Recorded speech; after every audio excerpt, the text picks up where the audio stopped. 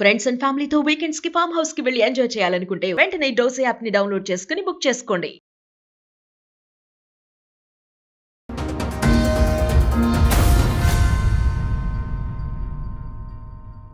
Madam నమస్తే అండి. నమస్తే. మీ పేరేంటి మేడం? ఎక్కడి నుంచి వచ్చారు? మౌనిక మేడం. ఆ, మల్లాపూర్. మల్లాపూర్. ఏంటమ్మా ఇక్కడ దాకా రావడానికి కారణం ఏంటి? Madam wife and husband problem. Okay, marriage ఎప్పుడైంది మీకు? 2023లో అయింది madam. 14/6/2023. Okay, oh 2 years back. 2 years back. చెప్పండి అమ్మా, మీరేం చేస్తారు, మీ హస్బెండ్ ఏం చేస్తారు, ఎప్పటి వరకు కలిసి ఉన్నారు, పిల్లలు ఉన్నారా? మేడం మ్యారేజ్ అయినాక బాగానే ఉన్నాం మేడం. మా హస్బెండ్ వ్యవసాయం చేస్తారు, కౌలు బట్టి చేస్తారు. అయితే బాగానే ఉన్నాము. ఒక 1-2 months అట్లా మంచిగానే ఉండే. ఒక అమ్మాయి సంధ్య అనే అమ్మాయి మా హస్బెండ్కు పరిచయం ఉందంట మేడం. సంధ్య అనే అమ్మాయి పరిచయం ఉందంట మీ హస్బెండ్కి. ఎన్ని ఎకరాలు ఉన్నాయి మీ హస్బెండ్ వాళ్ళకి? ల్యాండ్ ఏం లేదు మేడం, మరి కౌలు తీసుకుని చేస్తాడు. కౌలు తీసుకుని చేస్తాడు. ఓకే, అయితే బాగానే ఉంటాడు, బాగానే చూసుకుంటాడు. మా ఇద్దరి సేమ్ విలేజ్ అయితే ఎక్కడ? ఏ విలేజ్? మల్లాపూర్. మల్లాపూర్. ఓకే, ఎక్కడమ్మా అది? తిమ్మాపూర్ మండలం మేడం. ఓకే, ఇప్పుడు అక్కడి నుంచి వచ్చావా నువ్వు? అవును మేడం. ఎందుకు తల్లి అక్కడ అంత దూరం నుంచి ఇక్కడ దాకా? మేడం పోలీస్ స్టేషన్లో చుట్టూ తిరిగిన. కరీంనగర్లో కూడా కరీంనగర్ పోలీస్ స్టేషన్ కూడా పోయినా, మహిళా పోలీస్ స్టేషన్కి, సఖీ కేంద్రంకి అయినా. ఎక్కడికి పిలిపించినా వస్తలేడు. ఇంటికాడ కూడా రాకపోతే కేసులు వేయాలిగా తల్లి. మేడం పిలిపిస్తున్నాం కదా పోలీస్ స్టేషన్ పిలిపిస్తే ఈ అబ్బాయి రాడు, ఫోన్ లిఫ్ట్ చేయడు, బ్లాక్ చేస్తాడు మేడం. సరే, నీ హక్కు ప్రకారం నీ కేసులు నువ్వు వేసుకోవాలిగా. ఇక్కడ దాకా వచ్చావంటే నిజంగా థ్యాంక్స్ అమ్మా, నిన్ను మెచ్చుకోవాలి. కాకపోతే కొంచెం కష్టంగా అనిపిస్తాయి అండి ఇట్లాంటివి. ఎందుకంటే వీడియోలు చూసి కూడా మీకు కొంత అవగాహన వస్తూ ఉంటుంది. ఏ కేసులు వేసుకోవాలా వద్దా, ఎందుకు వేసుకోవాలి. లీగాలిటీలో 100% మీకున్న ఆప్షన్స్. ప్రతి కేసులోనూ మీకు ఒక ప్రతి ఎపిసోడ్లో మీకు ఒక కొత్త పాయింట్ తెలుస్తూనే ఉంటుంది. మీకు అవసరం ఉన్న పాయింట్స్ వరకు చూసుకొని మీరు దగ్గరలో అడ్వకేట్ ద్వారా కోర్టులో కేసులు వేయాలండి. ఇప్పుడు తను చెప్తున్న పాయింట్ ఏంటంటే హస్బెండ్ ఎవరు పిలిచినా రావట్లా. ఫోర్సుబుల్గా పిలిచే చట్టాలు ప్రెజెంట్ లేవు కాబట్టి రాకపోవచ్చు. ఒకవేళ అలా రాలేదు అంటే కొంచెం జిడ్డు కేసు కింద లెక్క. ఫ్రీ, ఇప్పుడు సఖీ కేంద్రంకి వెళ్ళారంటే మీకు ఫ్రీ అడ్వకేట్ని ఇస్తారు. వేసి పడేయాలి, కేసులు వేసి ఉంచి నీ పని ఏంటని నువ్వు చూసుకుంటుంటే జరగాల్సిన టైంకి రావాల్సిన ఫ్రూట్ వస్తుంది. ఎందుకంటే నీ మీద ఏదైనా ఒక కేసు ఫైల్ చేస్తే నువ్వు ప్రశాంతంగా ఉండగలవా? ఉండలేవు. అతను కూడా అంతే. కానీ స్టార్టింగ్లో ఎలా మాట్లాడతారంటే ఏం చేసుకుంటారో చేసుకొని, నన్ను ఎవరేం చేయలేరు, నేను వెళ్ళానంటే ఏమీ చేయలేదు. మీరేమనుకుంటారంటే పోలీసులు లంచాలు తీసేసుకున్నారు అందుకే పిలవలేదు. ఇవన్నీ నిజం కాదు. కేసులు జరిగితే సెటిల్మెంట్, జరగకపోతే వేసి పడేయాలి. సరే తల్లి, నిజంగా అంత దూరం నుంచి వచ్చావు, నీకు ఏం చేయగలవో 100% ట్రై చేస్తాను, చెప్పండి. 1 year బ్యాక్ ఈ అమ్మాయి వల్ల గొడవ అయింది మేడం. గొడవ అయిన తర్వాత అయితే ఏంటంటే మేము police station 1 year back police station పిలిచినాం మేడం. కంప్లైంట్ చేసిన, కొట్టింది అమ్మాయి వల్ల. ఈ అమ్మాయి ఫోన్ చేసిన తర్వాత ఈ మా హస్బెండ్ పక్కన నేను కూర్చున్న తర్వాత ఒక 15 days బ్యాక్ తర్వాత అమ్మాయిని చంపి నేను వస్తా అంటుంది మేడం. అన్న తర్వాత గొడవ, ఇక ఇద్దరికి మధ్యలో గొడవ అయింది. ఇది చంపడం ఏంది, ఇది అంతే ఏంది, వాళ్ళ హస్బెండ్ వదిలేసి అమ్మాయి రావడం ఏంటి అని గొడవ అయింది. ఆ గొడవ నిన్ను చంపేసి అమ్మాయితో కాపురం చేయాలా అట్లా అంటుంది. అలా ఒక కండిషన్ అంది ఆవిడ. అంది. నేను పక్కనే కూర్చున్నా మేడం. పక్కనే కూర్చున్న తర్వాత ఇక నాకు మస్తు ఏడుపు వస్తుంది. ఒకటేసారి అమ్మాయి ఇట్లా అనడం, అబ్బాయి ఏంటి వాళ్ళిద్దరి మధ్య సంబంధం ఏంటి, ఎంతకాలం నుంచి అట్లా? అంతా మరి మ్యారేజ్కి ముందా తర్వాత తెలియదు, కానీ మాకు ఒక మ్యారేజ్ అయినాక ఒక 2 monthsకి తెలిసింది. అంత లవ్వే ఉండి మనుషులు చంపేసే అంత ఆలోచన ఉండి ఆవిడే చేసుకోవచ్చు కదా, నిన్నెందుకు చేసుకోవడం? అయితే మేము కూడా అదే క్వశ్చన్ అడిగిన మేడం. ఏంటంటే ఇప్పుడు మీ ఇద్దరికి ఇప్పుడు కలిసి ఉండాలి అనుకున్నాం అనుకో, ఇక్కడ నన్ను చంపేయవలసిన అవసరం నీకు లేదు కదా. ఇప్పుడు సరే అమ్మాయి కావాలనుకుంటే నన్ను వదిలేసాయి అన్ని. ఇక ఇద్దరి మధ్యలో చర్చ జరిగింది మేడం. నువ్వు ఎందుకు పెళ్లి చేసుకున్నావు అసంటప్పుడు? అమ్మాయి నీకు ముందే ఇష్టం ఉంటే ముందే పెళ్లి చేసుకుంటే అయిపోతుంటది కదా, నన్ను ఎందుకు పెళ్లి చేసుకున్నావు? మళ్ళీ సేమ్ ఊరు, సేమ్ క్యాస్ట్, మళ్ళీ అందరు ఒకటే విలేజ్ కదా, ఊర్లో పరుగు పోతుంది. ఇప్పుడు ఒకే విలేజ్ లో ఉన్నప్పుడు నీకు నీ బలగం ఉంటుంది కదా తల్లి, మీ కుటుంబానికి పెద్ద మనుషులు గాని వీళ్ళు గాని వాళ్ళని పిలిపించి ఏదైనా చేయొచ్చు కదా మేడం. పిలిపిస్తే ఈ అబ్బాయి అమాయకత్వంగా ఉంటాడు. మౌనికి ఇంకా నువ్వే ఎక్కువ మాట్లాడతావు, కానీ అసలు ఈ అబ్బాయికి ఇలాంటి హ్యాబిట్స్ లేవని మొత్తం కొట్టి పడేసారు మేడం. అట్లాంటి అక్రమ సంబంధమే లేదనేసారు. అసలు లేనే లేదు. నీ దగ్గర ఉన్న ఎవిడెన్స్ ఏంటి? ఫోటో ఆమె ఫోటో పెట్టుకోవడము, ఇన్స్టాగ్రామ్ లో మాకేమైనా చూపించగలవా? ఫోన్ మొత్తం పగలగొట్టేసిండు మేడం. ఇదంతా ఎప్పుడు తెలిసింది నీకు? ఆ అమ్మాయిని చంపేసి నా దగ్గరకు వచ్చే అనింది, నా పక్కనే ఉండగా అన్నావు చూసావా, అది ఎప్పుడు తెలిసింది? ఒక అంటే మామూలుగా వీళ్ళకు రిలేషన్ కంటిన్యూ అవుతుందని చిన్న చిన్న ఇష్యూ అవుతుంది. ఆమె ఫోన్ చేసినప్పుడల్లా మాకు ఇష్యూ అవుతుంది. కానీ ఒక 11 months మ్యారేజ్ అయినాక 11 months అట్లా తర్వాత అయింది మేడం. 11 months తర్వాత అయిన తర్వాత ఇక గొడవలు బాగా అవుతున్నాయి. గొడవలు బాగా అవుతుంటే ఇట్లా మాట్లాడుకోవచ్చు అని పెద్ద మనుషులన్నా ఇట్లా అందరు ఎప్పుడు తింటాడు కావచ్చు అంటే, లేదమ్మా అసలు ఆ రాకేష్కి ఇలాంటి హ్యాబిట్సే లేదు, నువ్వు అంతా ఉత్తగా అబద్ధం చెప్పేస్తున్నావు అని మొత్తం అందరూ ఒకరంటే ఒకరు కాదు మేడం, అందరికి మనిషి చెప్పినా కూడా ఇదే లైట్గా తీసేసారు. ఈ అమ్మాయి వచ్చి ఇప్పుడు ఇంట్లోకి వచ్చినాక అంటున్నారు, అమ్మాయి చెప్పింది నిజం ఇప్పుడు అంటున్నారు. ఏది నువ్వు విడిపోయిన తర్వాత? విడిపోయిన తర్వాత. ఎంతకాలం అయిందమ్మా మీరు విడిపోయి?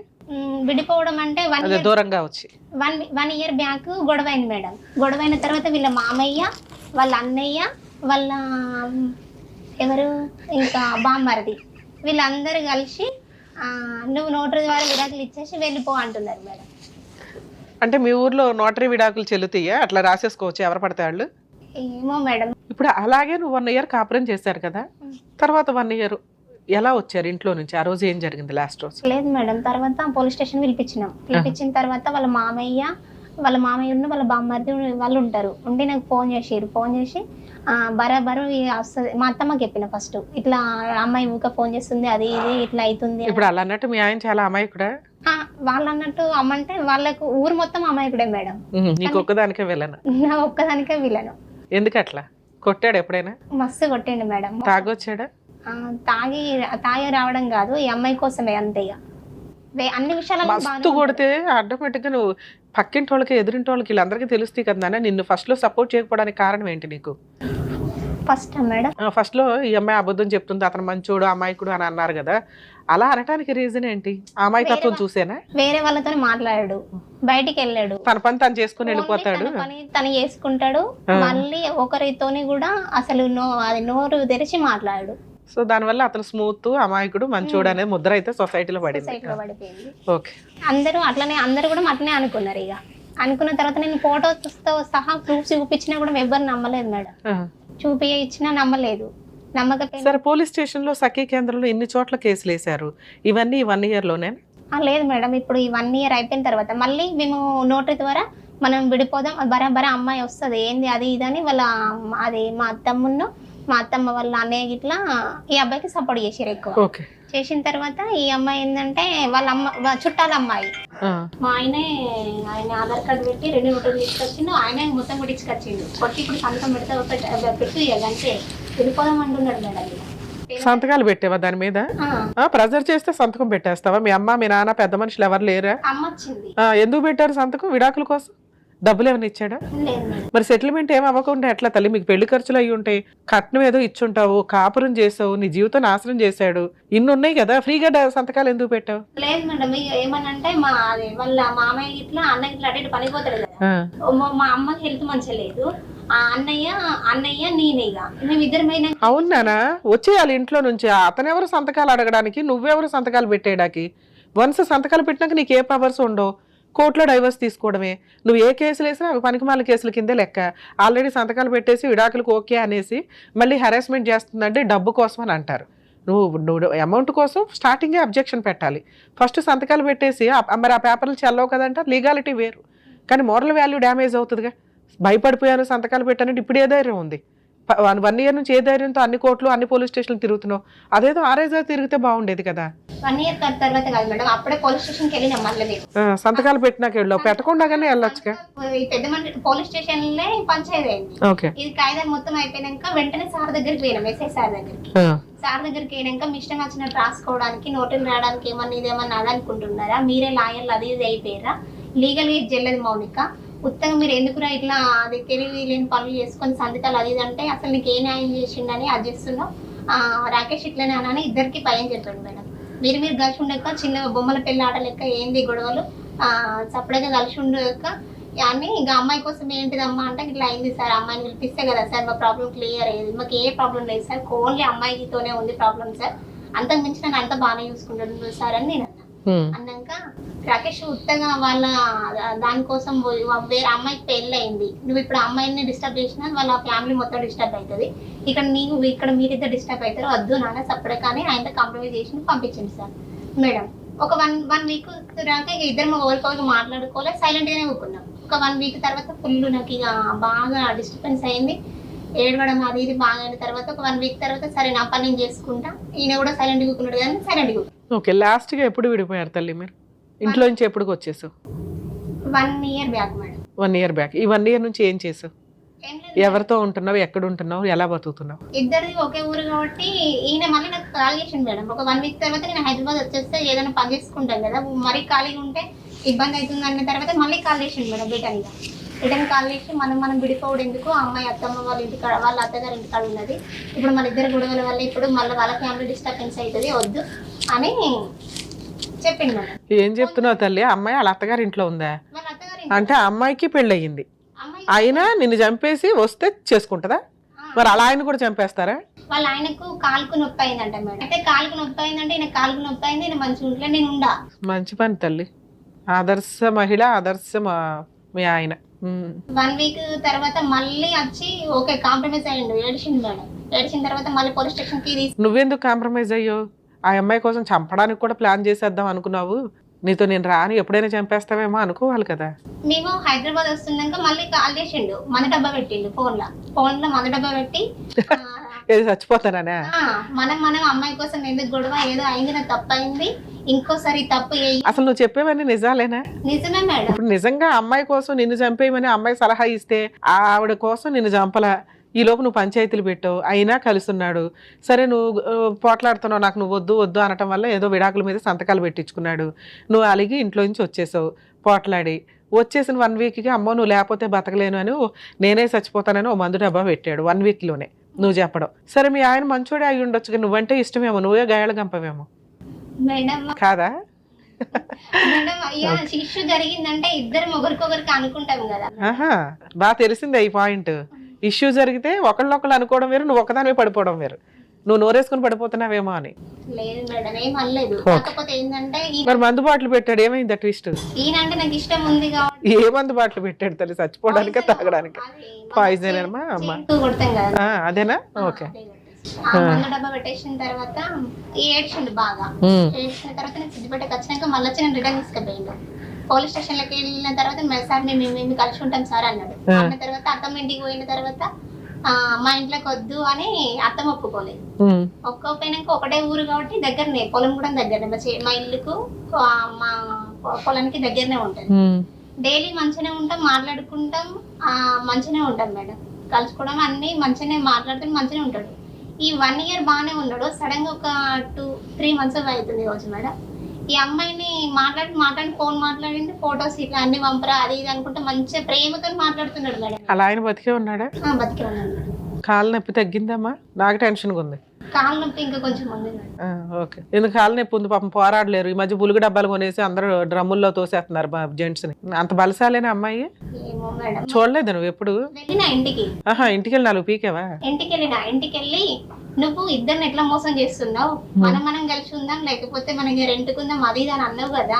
పోనీ నేను మరి 1 year బ్యాక్ నేను డివోర్స్ కేసు వేసుకుంటూ కదా, నేను అప్పుడే పెళ్లి చేసుకుంటూ కదా, మరి అట్లా అన్నప్పుడు ఇప్పుడు 1 year నుండి నేను లైఫ్ వేస్ట్ చేసినావు, మళ్ళీ ఈ అమ్మాయితో నాతో మాట్లాడుకుంటూ ఈ అమ్మాయిని కూడా మోసం చేస్తూ ఇంటికి పట్టుకొని వచ్చినావు, ఇప్పుడు పెళ్లి చేసుకున్నా అంటున్నావు.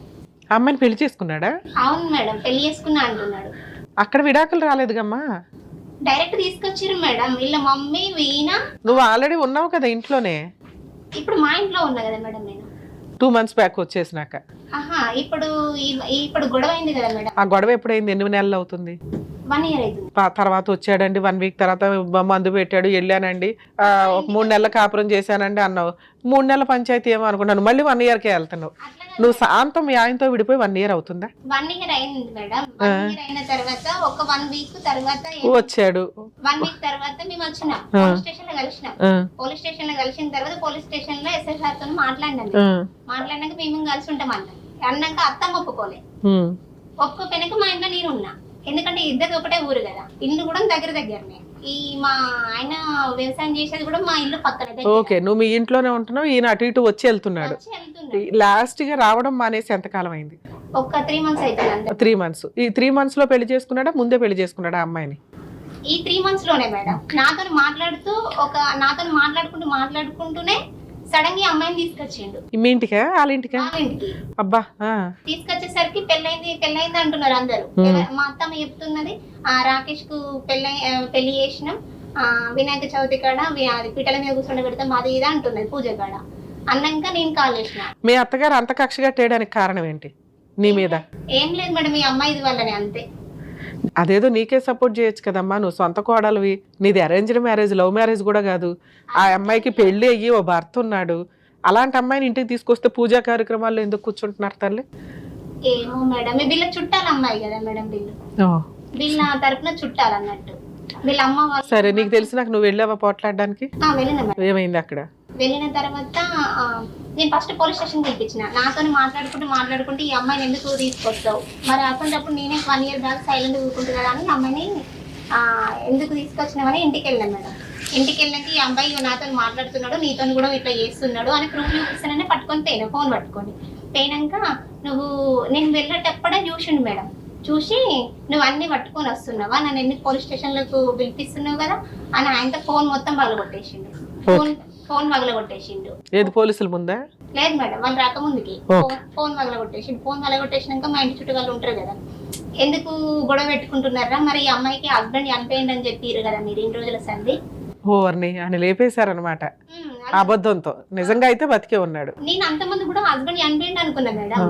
మా అందరికి కూడా మా హస్బెండ్ చనిపోయినాకనే ఈ అమ్మాయిని తీసుకొచ్చిరని అన్నారు. అన్నాక నేను ఇన్స్టాగ్రామ్ లో ఇట్లా వాళ్ళకి ఫాలో ఉంటది కదా, ఈ అమ్మాయికి ఇట్లా పలానా అమ్మాయికి ఇట్లా నాతో మాట్లాడుతుందని అంతమంది చెప్పిండు. అలా ఫాలో అప్ చేసేసరికి ఏంది వీళ్ళ హస్బెండ్ ఉండడని తెలిసింది. తెలిసిన తర్వాత మరి ఆయన చెప్పావా మీ ఆవిడ ఇట్లా వచ్చి మా ఆయనతో ఉంటుందని? చెప్పినా మేడం. ఆయన ఏమన్నాడు? ఇక్కడ అంటే ఇప్పుడు మా ఆయన వల్ల ఏమైనా మీకు డిస్టర్బెన్స్ వచ్చిందా, లేకపోతే మీరు ఎందుకు విడిపోయారు, ఈ అమ్మాయి మా ఇంటికి వచ్చిందని చెప్పినా మేడం. చెప్తే మీ వల్ల కాదు, వేరే అబ్బాయి వల్ల. ఇక్కడికి ఇంకో ట్విస్ట్ ఉందా? వేరే అబ్బాయి వల్ల గొడవ వచ్చింది, అయితే ఇంట్లో దొరికింది, అందువల్ల మేము వదిలేసాం ఆ పిల్లని. అయితే ఈ అమ్మాయిని ఇంటికి రానివ్వట్ల అని చెప్పిండు. చెప్పిన తర్వాత మరి రాకేష్ వల్ల ఇట్లా ఏమైనా గొడవ పెట్టుకున్నారా అని మీరు అడిగితే లేదమ్మా, అసలు రాకేష్ అంటేనే నాకు తెలియదు, ఇక్కడ ఉండే దాని వల్లనే. ఇప్పుడు నీ వల్ల ఇంకో రాకేష్ ఒకడు ఉన్నాడని తెలిసింది అతనికి. అతని దృష్టిలో ఏ రవియో పొల్లయ్యో ఎల్లయ్యో, అవునా? ఇప్పుడు రాకేష్ ఒకడు. ఓర్ని ఇప్పుడు ఈ ట్విస్టులు తెలిసి ఆయన అసలు ఓకే. ఇంటికి వెళ్ళినా అయితే వెళ్ళినాక నువ్వు ఎందుకు వస్తున్నావు అంటుంది మేడం. నన్ను ఎందుకు వస్తున్నావు అంటే నేను పెళ్లి చేసుకున్నా కూడా వస్తున్నా, మరి నువ్వు ఎందుకు వచ్చినావు అని నేను అడిగినా. పోలీస్ స్టేషన్ లో ఏమన్నారు? పోలీస్ స్టేషన్ కి రాలేదు. రాకపోయినాక ఎందుకు వచ్చినావు అని అంటే నేను వైఫ్ ని కొట్టి వచ్చినా అని నేను అన్నా. అంటే నేను పెళ్లి చేసుకున్నా అని అమ్మాయి అన్నది. నువ్వు ఎట్లా పెళ్లి చేసుకుంటావా అంటే నేను 3 నెలల కింద పెళ్లి చేసుకున్నాను అమ్మాయి అన్నది మేడం. అంటే పెళ్లి చేసుకోవడానికి మరి సరే మీ హస్బెండ్ కి విడాకులు ఇచ్చినవా అని నేను అడిగితే మీ హస్బెండ్ విడాకులు ఇచ్చినవా అంటే నీ వల్లనే విడిపోయినామంటుంది మేడం. మరి అదేదో వాళ్ళ ఆయన పిలిపించి చెప్పమనకపోయావా? నువ్వు ఫేస్బుక్ లో పెడితే మేము విడిపోయినామంటే. ఫేస్బుక్ లో పెట్టావా వాళ్ళిద్దరు ఫోటో? లేదు మేడం, ఫేస్బుక్ లో పెడితే విడిపోయినామంటే అసలు మీ ఆయన ఎట్లున్నాడో తెలియదు. నువ్వు వచ్చినాక సెర్చ్ చేసిందే, నువ్వు వచ్చినాక సెర్చ్ చేసినావు. మీరు అందరూ ఈయన చనిపోయిన అంటేనే నేను సెర్చ్ చేసిన. సరే మీ ఆయనను పిలిపిమంటావా అని నేను అన్నా మేడం. మీ ఆయనను పిలిపిమంటాను అంటే అన్ని ప్రూఫ్ తో సహా పట్టుకొని వచ్చినావా నువ్వు అని కథ మీద మాట్లాడనిస్తలేడు. ఆమె ముందే ఇష్టం వచ్చినట్టు కొడుతున్నాడు నిన్ను. ఆమెనేమో నేను బరాబరి చేసుకుంటా, ఎక్కడ చెప్పుకుంటావు చెప్పుకోపో అంటుంది మేడం. సరే, ఇవన్నీ 2 months లో నడిచినాయి. ఇప్పుడు ఏంటి ఇక్కడ దాకా రావడానికి కారణం ఏంటి? ఏమన్నా కేసులు పెండింగ్ ఉన్నాయా కోర్టులో? కేసులు కోర్టులో ఏమీ లేదు మేడం. పోలీస్ స్టేషన్ లో గానీ ఎక్కడైనా పెండింగ్ ఉన్నాయా? FIR గానీ ఎట్లా? లేదు మేడం. ఎందుకు పోలీస్ స్టేషన్ లో గానీ సఖీ కేంద్రంలో గానీ ఇవన్నీ నీకు తెలుసు, ఒక ఐడియా ఉంది. అక్కడ కంప్లైంట్ ఎందుకు ఇవ్వలేదు? కేసులు ఎందుకు రిజిస్టర్ చేయలే? కేసు అంటే ఏంటంటే అడిగి పోయిన తర్వాత మీరు మాట్లాడుకోవచ్చు కదా అమ్మ. ఓన్లీ అమ్మాయికి హస్బెండ్ ఉన్నాడు కదా, ఏదో పెద్ద మనుషులను లేకపోతే ఇంటికి పోయో నువ్వు మాట్లాడుకోవచ్చు కదా అని వాళ్ళు చెప్తున్నారు. కూడా ప్రాబ్లం క్లియర్ అవుతుంది. కేసులు ఇదంతా పంచాయతీ పెట్టుకొని ఆ అబ్బాయిని ఎందుకు అది చేయడము, మీరు మళ్ళీ కేసులు పెట్టిన తర్వాత కూడా విడిపోతారు. ఎందుకు ఇంకా గొడవలు ఇష్యూ పెద్దగా అవుతాయి కదా అని ఎక్కడ పోయినా కూడా సరే, ఆ కాంప్రమైజ్ కి అతను రావట్లేదు కదా, అవునా? అతను రావట్లా. ఇప్పుడు ఈ 2-3 months లో నువ్వేమీ చేయలే, అటు ఇటు తిరిగావు, ట్రై చేసావు. ఇక్కడ దాకా ఎందుకు వచ్చావు? ఏం కావాలి నీకు? లేదు మేడం, ఇద్దరి లైఫ్లు కదా ఇక్కడ. అయితే ఈ అబ్బాయి ఇప్పుడు ఈ అమ్మాయి వచ్చి ఇక్కడ ఉండడం వల్ల ఇక్కడ నా లైఫ్ స్పైల్ అవుతుంది, ప్లస్ వాళ్ళ హస్బెండ్ లైఫ్ కూడా స్పైల్ అవుతుంది కదా. వీళ్ళకి ఏమైనా అర్థమయ్యేటట్టు చెప్తారా అని. ఇద్దరికి అర్థమయ్యేటట్టు చెప్పడం కంటే నీ ఒక్కదానికి అర్థమయ్యేటట్టు చెప్పడం బెటర్గా కదా. ఎందుకంటే వాళ్ళకి క్యారెక్టరే లేదు. నీ వల్ల విడిపోయారు అనేది అబద్ధం. ఓకే, నీ వల్ల గయ్యాళితనం విడిపోయారు. విడిపోవాలని నువ్వు డిసైడ్ అవ్వు. నీ కుటుంబం గురించి మాట్లాడదాం. ఆ అమ్మాయి ఎలాంటిదో నీకు ఒక ఐడియా ఉంది. నువ్వు చెప్పినవి నిజాలైతే మీ ఆయన నీలాంటి ఒక క్యారెక్టర్ ఉన్న అమ్మాయిని వదులుకొని ఆయన గోయ్యి ఆయన తవ్వుకున్నట్టు. ఎందుకంటే సొంత భర్తకే దిక్కాణం లేదు. అక్కడ సొంత భర్తకి ఫోన్ చేస్తే పలానా పొల్లయ్య ఉన్నాడు, మీ ఆయన సంగతి నాకు తెలియదమ్మా అన్నాడు. అలాంటిది మీ ఆయన ఒకడు యాడ్ అయ్యాడు. అలాంటి ఒక క్యారెక్టర్ లేని అమ్మాయి మీ ఆయన జీవితంలోకి వచ్చింది. ఇక్కడ తప్పెవరిది? మీ ఆయనది. వేరే అమ్మాయిని అనుకోవడం ఎందుకు? భార్య గయ్యాలి గంప. భార్యని ఎట్లా కంట్రోల్ పెట్టుకోవాలి, ఎట్లా ప్రేమించాలి, ఎట్లా నోరు తగ్గించాలని ఆయన చూసుకోవాలి కదా. ఇప్పుడు నీవేది చెప్పగలిగితే అది ఒకటే చెప్తాడు. ఎందుకంటే నువ్వు అన్యాయాన్ని ఎదిరిస్తావు, మాట్లాడతావు, హక్కులు మాట్లాడుతున్నావు. భార్య గురించి ఎట్లా ఉండాలి, ఇంట్లో ఏంటి అని. ఇది ఆయనకి పెద్దగా తెలియట్లా. ఇక్కడ ఈ అమ్మాయి ఫస్ట్ నుంచి పరిచయమో ఇంకొకటో, పైగా అమ్మాయి ఎవరిని పడితే వాళ్ళని లవ్ చేసే టైప్లో ఉంది. దానివల్ల అమ్మాయి వచ్చింది. ఇప్పుడు మీరు అయినా నా భర్త కావాలి అని అనుకుంటున్నారా? ఇంత వేరే పెళ్లి చేసేసుకొని ఇలా ఉన్నా కూడా. అందుకే నీకు కౌన్సిలింగ్ ఇస్తే బెటర్ అని అన్న. ఎందుకంటే వాళ్ళిద్దరూ నిన్ను చంపేయడానికి కూడా ప్లాన్, సరదాగా అన్న, జోక్గా అన్న, ఒక సరదా మాట అనేశారు, అనకూడని మాట ఇక్కడ స్టార్ట్ అవుతుందంటే తర్వాత ఏంటిది? ప్రిపరేషన్ అంటే ఏ ఒకటి అరేంజ్ చేసుకోవడం, ఎలా చంపాలని యూట్యూబ్లోనే ఎక్కడో ఎత్తుక్కొని. తర్వాత అటెంప్ట్, సక్సెస్ అయితే క్రైమ్. అర్థమవుతుందా? ఒక క్రైమ్కి 4 స్టేజ్లు: intention, preparation, attempt, crime. Attempt మర్డర్కి కూడా పనిష్మెంట్ ఉంటుంది. ప్రిపరేషన్కి పనిష్మెంట్స్ అనేవి ఉండవు. ఇంటెన్షన్కి అసలు ఉండవు. ప్రిపేర్ చేసినప్పుడు అటెంప్ట్ జరగాలి. నేను ఒక కత్తి తెచ్చి ఇక్కడ పెడితే నిన్ను చంపేసినట్టు కాదుగా. సో అటెంప్టో క్రైమో జరిగితే క్రైమ్ కంప్లీట్ అయినట్టు. అది ఎప్పుడైనా జరగచ్చు. ఎందుకంటే నువ్వు మాట్లాడుతాను, వాళ్ళకి నచ్చట్లా, నిన్ను వదిలించుకోవడం కుదరట్లా. ఏ క్షణానన్నా వాళ్ళిద్దరూ కలిపి నిన్ను ఏదోటి చేస్తారు. నీ ప్రాణం మాకు ఇంపార్టెంట్, సొసైటీకి ఇంపార్టెంట్. అవునా? నువ్వు మారటం ఇంపార్టెంట్. వాళ్ళిద్దరిని పిలిచి కౌన్సిలింగ్ ఇవ్వడం జరిగే పని కాదు. ఎందుకంటే మీ ఆయన రాడు, ఎక్కడికి రాడు. నిజంగా నీతో కలిసి ఉండాలనుకుంటే మళ్ళీ మందుబాటులో ఫోటో పెడతాడు, అయ్యయ్యో రా అని చెప్పి అప్పుడు రమ్య గారి దగ్గరికి తీసుకొని రా. అప్పుడు నేను ఇవ్వాల్సిన విధంగా కౌన్సిలింగ్ ఇచ్చి కవర్ చేయడానికి ఉంది. మరి ఇప్పుడు నేను ఏం చేయాలి మేడం? నాకు నా భర్త కావాలి. 90% కేసుల్లో కొంచెం విలేజెస్లో కొంత అవగాహన ఉండదు. ఎందుకంటే కోర్టుల దాకా వెళ్ళటం సంవత్సరాల తరబడి పడుతుంది. ఎటువంటి రిలీఫ్ రాదు. వచ్చిన రిలీఫ్ ఇప్పటికిప్పుడు ఉండదు. ఈలోపు అతను వేరే అమ్మాయితోటి కాపురం చేసేస్తున్నాడు, వాళ్ళిద్దరికి పిల్లలు పుడితే మళ్ళీ నా జీవితం రోడ్డు మీదకి వెళ్తుంది అని. నిలబడని కాపురం ఎప్పటికీ నిలబడదు. ఇలాంటి కేసుల్లో కొన్ని కేసుల్లో పాపం తన ఆలోచన ఇచ్చినట్టుగా కొంతకాలం ఫైటింగ్ చేస్తే రియలైజ్ అయ్యి వెనక్కి రావడానికి అవకాశం ఉంది. కానీ వీళ్ళ కేసుకు కూడా ఆ ఛాన్స్ ఉందండి. ఎందుకంటే ఆ అమ్మాయికి డైవర్స్ అవ్వలేదు, ఇతనికి డైవర్స్ అవ్వలేదు. వీళ్ళు బాండ్ పేపర్ల మీద రాసుకున్నవి, పెద్ద మనుషుల దగ్గర రాసుకున్నవి ఎప్పుడూ కూడా లీగల్ డైవర్స్ కాదు. అది మీరు అండర్స్టాండ్ చేసుకుని వేరే పెళ్ళిళ్ళు చేసేసుకున్నా కూడా ఎప్పుడైనా ఒక పార్ట్నర్ రివర్స్ అయితే మళ్ళీ లీగల్ రైట్స్ అన్నీ ఓపెన్ అవుతాయి. కాబట్టి పెద్ద మనుషుల దగ్గర రాసుకున్న డాక్యుమెంట్ తోటో లేకపోతే నోటరీ దగ్గర రాసుకున్న డాక్యుమెంట్స్ తోటో కోర్టులో డైవర్స్ కేసు వేసుకుంటేనే లీగల్గా వ్యాలిడ్. సో ఇప్పుడు వీళ్ళకి డైవర్స్ వచ్చినట్టు కాదు. ఇంత అతను అవమానించినా, ఇంత ప్లాన్ చేసినా నాకు భర్తే కావాలండి అని ఈవిడ అంటుంది. మరి కలిపి పంపించడానికి ఎంతవరకు అవకాశం ఉందంటే ప్రజెంట్ కలిపి పంపించడం కుదరదు. ఎందుకంటే అతను ఆవిడ మోజులో ఉన్నాడు. వాళ్ళిద్దరూ హ్యాపీగా సొంత భార్యాభర్తల్లాగా పూజా కార్యక్రమాలు చేస్తున్నారు. అది దగ్గరుండే అత్తగారు అమ్మో పూజలు చేయకపోతే వీళ్ళకి మళ్ళీ చాలా పుణ్యమో ఇంకొకటో మంచి అలవాట్లో తగ్గిపోతాయి. పూజలు ఎందుకు చేస్తామండి? ఒక సాంప్రదాయంలో ఒక పూజ కానీ, ఒక ప్రేయర్ కానీ, ఒక నమాజ్ కానీ ఎందుకు చేస్తాం? మంచి అలవాట్ల కోసం, మంచి ఆలోచన విధానం కోసం, మంచి ఆరోగ్యం కోసం. ఈ 3 సర్వనాశనం అయిపోతున్నాయి ఈ సందర్భంలో. మనం ఏ సోషల్ మీడియా కానీ ఎక్కడన్నా చూస్తే వ్రతాలు, పూజా కార్యక్రమాలు ఎవరు చేస్తున్నారు, ఎందుకు చేస్తున్నారు, డాగీస్ని పెట్టుకొని కూడా చేస్తున్న సందర్భాలు ఉన్నాయి. ఆ డాగ్ మనిషి కాదంటే డాగేళ్ళు ప్రేయర్ చేయడం, డాగేళ్ళు పూజ చేయడం వేరు, మనం పక్కన పెట్టుకొని చేయడం వేరు. ఒక చెప్పులను పక్కన పెట్టుకోవడము, చెప్పులు కూడా మనకు అవసరమే కానీ ఆ గుమ్మం బయటే ఉంచుతాం. కొన్ని రకాల సందర్భాల్లో గుళ్ళో కూడా కొన్ని రకాలు కాదు, మామూలుగానే అసలు ఎక్కడికి ఎంటర్టైన్ చేయం. అలాగే కొన్ని పనులు కొంతమంది వ్యక్తులు సాంప్రదాయబద్ధంగా చేయాలి. భక్తి ఎవరికైనా ఉండొచ్చు.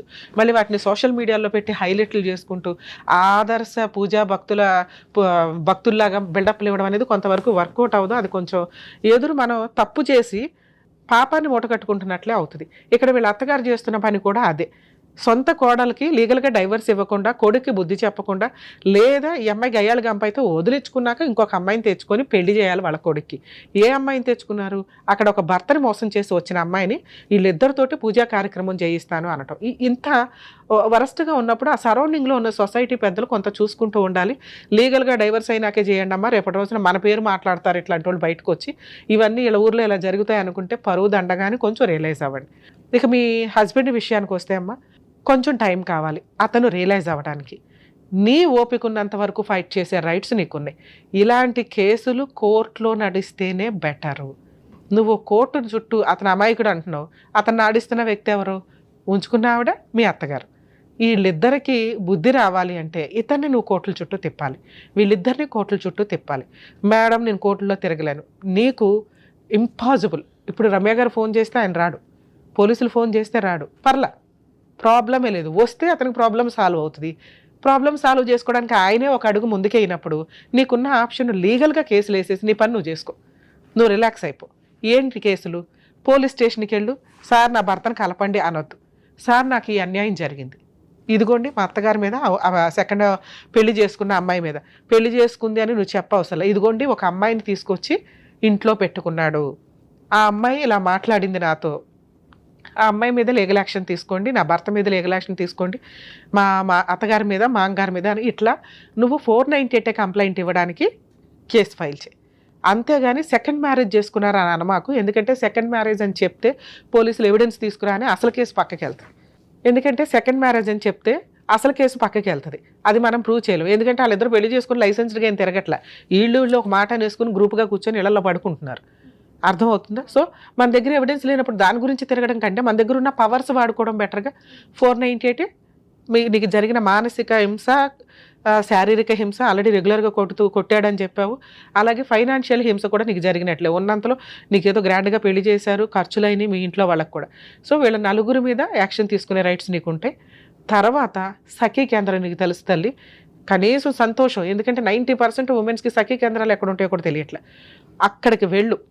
డొమెస్టిక్ వైలెన్స్ కేసు అని ఒకటివే, అది ఒక మంచి కేసు. చాలా కేసులు కలిపి అదొక కేసు చాలు. ఈ 2 వేసి రిలాక్స్ అవుదు. కానీ మరి డొమెస్టిక్ వైలెన్స్లో ఏం అడగాలి? ఇందాక చెప్పింది police station case, criminal case. అది వేసుకున్నా ఇది కూడా వేసుకోవచ్చు. అది వాళ్ళకి పనిష్మెంట్ ఇవ్వడానికి, ఇది నీకు ప్రొటెక్షన్ ఇవ్వడానికి, నీకు డబ్బు ఇవ్వడానికి, వాళ్ళని పనిష్ చేయడానికి, ఇంకేదైనా ఆస్తులు ఉంటే వసూలు చేసి పెట్టడానికి, అన్నీ కలిపి ఇందులో అడగచ్చు. మీ ఆయన ఇప్పుడు ఫ్రెష్గా డైవర్స్ కేసు వేస్తే వేయొచ్చు, వేయకపోవచ్చు, ఆయనకి పెద్ద నాలెడ్జ్ లేదు కాబట్టి. సో ఈ డొమెస్టిక్ వైలెన్స్ కేసు ఫైల్ చేసి మంత్లీ 30,000 మెయింటెనెన్స్ కావాలని వెయ్యి, ఒక 20 లక్షలు నష్టపరిహారం కావాలని, కనీసం ఒక 10 లక్షలు మీ రేంజ్కి. మీరు అక్కడ ఏంటుందో నాకు తెలియదు, ఎన్ని ఎకరాలు ఉన్నాయో ఏంటని అది చూసుకొని ఆ ఎకరాలని అటాచ్మెంట్ చేసే హక్కు కూడా నీకుంది.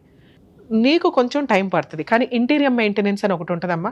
Main case 3 to 5 years 3 years పైన నడిచినా కూడా ఇంటీరియర్ మెయింటెనెన్స్ అనేది నీకు 6 months నుంచి 1 year లోపే ఆర్డర్ అవుతుంది. నువ్వు 30,000 అడిగావు, కోర్టు అతని ఫైనాన్షియల్ కెపాసిటీని బట్టి ఒక 10 15 ఏదో ఒకటి ఆర్డర్ ఇస్తుంది. అలా ఆర్డర్ ఇవ్వడం స్టార్ట్ అయిన దగ్గర నుంచి అతను నీ కాళ్ళ దగ్గరికి సెటిల్మెంట్కి వస్తాడు. అది కలిసి ఉంటాడా? ఇట్లాంటి వ్యక్తి నాకు అవసరం లేదని నువ్వు ఆ రోజు డెసిషన్ తీసుకొని ఓ 10 లక్షలు 15 లక్షలు తీసుకొని సెటిల్మెంట్కి వెళ్తావా? ఆ రోజు డెసిషన్ తీసుకో. ఈ రోజు నువ్వు తీసుకోవాల్సిన డెసిషన్ భర్త కావాలండి అని కాదు. అర్థమవుతుందా? న్యాయం కావాలండి. ఏమి న్యాయం కావాలి? వీళ్ళు ఇట్లా తప్పు చేశారు కాబట్టి వీళ్ళు ఒక 2 సంవత్సరాలన్నా కోర్టు చుట్టూ తిరగాలి. నాకున్న పవర్స్ ఏంటో వాళ్ళకి తెలియాలి. ఒక ఆడపిల్లని మోసం చేస్తే ఏం జరిగిందో వాళ్ళకి తెలియాలి. అలాంటి ఒక రక్షణ ఇవ్వగలిగేది నీకు ఈ 2 కేసులు మాత్రమే. ఒకవేళ సఖీ కేంద్రంకి వెళ్ళాను మేడం, వాళ్ళు ఎవరు ఫ్రీ అడ్వకేట్ను కూడా అడుగుతలే, నీకు ఎక్కడా కూడా అడ్వకేట్ అవసరమే లేదు ఈ 2 కేసుల్లో. 498 కేసులో నీకు సగం వరకు పోలీసులు చేస్తారు, మిగతా సగం పబ్లిక్ ప్రాసిక్యూటర్ ఉంటారు కోర్టులో. వాళ్ళు ఒక లాయర్ని పెట్టుకొని ఒక ₹1,00,000 ఇచ్చుకొని కేసులు చేయించుకోవాలి. డొమెస్టిక్ వైలెన్స్ కేసులు నీకు ఫ్రీ లీగల్ ఎయిడ్ కూడా ఉంది. ఇందాక ఒక 4 చెప్పా, మెయింటెనెన్స్, నష్టపరిహారం, punishment, protection, free legal aid, ఇది కూడా అడిగే. వాళ్ళే గవర్నమెంట్ లాయర్ని పెట్టి కోర్టుకు పంపించి నీకు కేసు రిజిస్టర్ చేయిస్తారు. సరేనా? ఒకవేళ వాళ్ళు డీవీసీ కేసు తీసుకోము, మేము చెయ్యము, ఫ్రీ అడ్వకేట్ని పెట్టము అంటే మాకు కాంటాక్ట్ అవ్వండి, మేము మాట్లాడతాం.